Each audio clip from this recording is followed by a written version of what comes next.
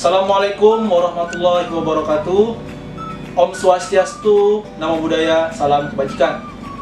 Izin memperkenalkan diri, Taruna Utama Farhan Arhami, STB 3627, Prodi Manajemen Pemasyarakatan A, Politeknik Ilmu Pemasyarakatan. Di sini saya akan menjelaskan tentang salah kaprah yang terjadi pada masyarakat terkait dengan pelayanan yang didapatkan oleh narapidana di lembaga pemasyarakatan. Permasalahan sering terjadi pada pemasyarakatan. Banyak permasalahan seiring perkembangan zaman. Salah satunya suap, pungli, serta korupsi.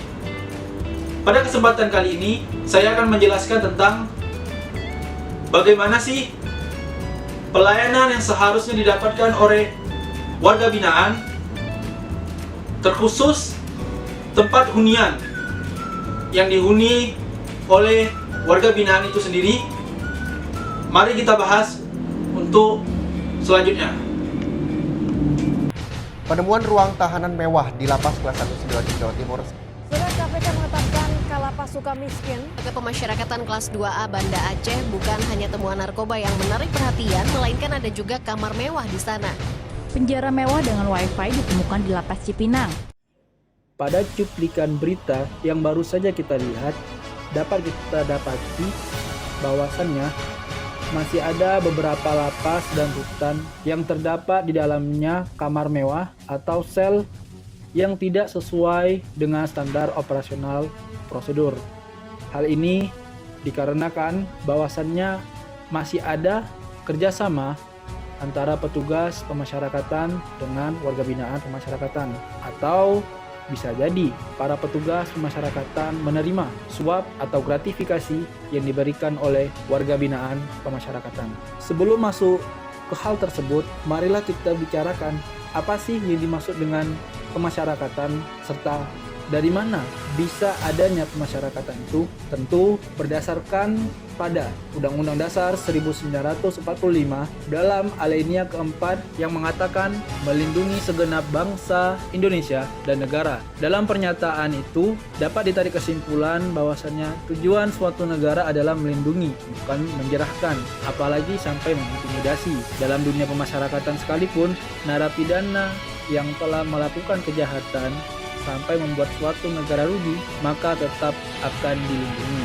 Dalam pernyataan itu, maka turunlah Undang-Undang Nomor 12 Tahun 95, yaitu yang mengatur tentang pemasyarakatan itu sendiri. Nah, pemasyarakatan adalah kegiatan untuk melakukan pembinaan warga binaan pemasyarakatan berdasarkan sistem kelembagaan dan cara pembinaan yang merupakan bagian akhir dari sistem pemidanaan dalam tata peradilan pidana. Pada zaman dahulu, sebelum adanya pemasyarakatan, Indonesia masih menganut pembalasan.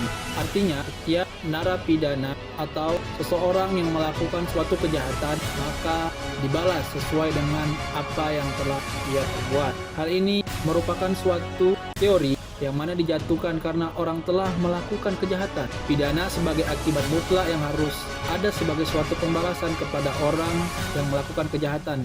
Jadi, dasar pembenarannya terletak pada adanya kejahatan itu sendiri. Maka dari itu, seiring perkembangan zaman, adanya pemasyarakatan. Pemasyarakatan sendiri dicetuskan pada tanggal 5 Juli 1953 oleh Dr. Saharjo SH yang pada saat itu merupakan Menteri Kehakiman Republik Indonesia pada saat peresmian gelar Dr. Kausa di Istana Negara. Kemudian berdasarkan pasal 29 Undang-Undang Republik Indonesia Nomor 39 Tahun 99 tentang hak asasi manusia yang mengatakan setiap orang berhak atas perlindungan diri pribadi, keluarga, kehormatan, martabat dan hak miliknya. Maka dari itu, seseorang berhak atas perlindungan diri masing-masing. Walaupun dia sendiri melakukan kejahatan, maka hak-hak yang lain tetap diakui oleh negara. Selanjutnya, pada Peraturan Menteri Hukum dan Hak Asasi Manusia Republik Indonesia Nomor 6 Tahun 2013 tentang tata tertib lembaga pemasyarakatan dan rumah tahanan negara, pada pasal 4, setiap narapidana atau tahanan dilarang memiliki, membawa, atau menggunakan alat elektronik seperti laptop atau komputer, kamera, alat perekam, telepon genggam, charger, dan sejenisnya. Kemudian melakukan pemasangan instalasi listrik di dalam kamar hunian. Jika kita lihat sekilas pada berita yang telah baru saja kita saksikan tadi, maka hal ini tidak sesuai. Dapat kita perhatikan masih ada instalasi atau alat elektronik yang terdapat pada kamar hunian tersebut. Hal ini bisa saja didapati karena kurangnya pengawasan dari petugas pemasyarakatan dan juga adanya barang titipan yang masuk dari pengunjung yang tidak terperiksa secara menyeluruh. Jika dikaitkan dengan teori korupsi, menurut Jack Blolongs, teori GON, faktor penyebab terjadinya korupsi adalah keserakahan, greed, kesempatan, opportunity, kebutuhan, needs, dan pengungkapan, exposure. Keserakahan berpotensi dimiliki oleh setiap orang dan terkait dengan individu pelaku korupsi, organisasi, instansi, atau masyarakat luas dalam keadaan tertentu membuka faktor peluang untuk melakukan fraud. Faktor kebutuhan sangat erat kaitannya dengan individu untuk menunjang kehidupan yang normal. Dan faktor pengungkapan berkaitan dengan tindakan atau akibat yang dihadapi oleh pelaku fraud jika terbukti melakukan fraud. Maka dari itu, dapat kita simpulkan GON sama dengan keserakahan tambah peluang, tambah kebutuhan, tambah expose.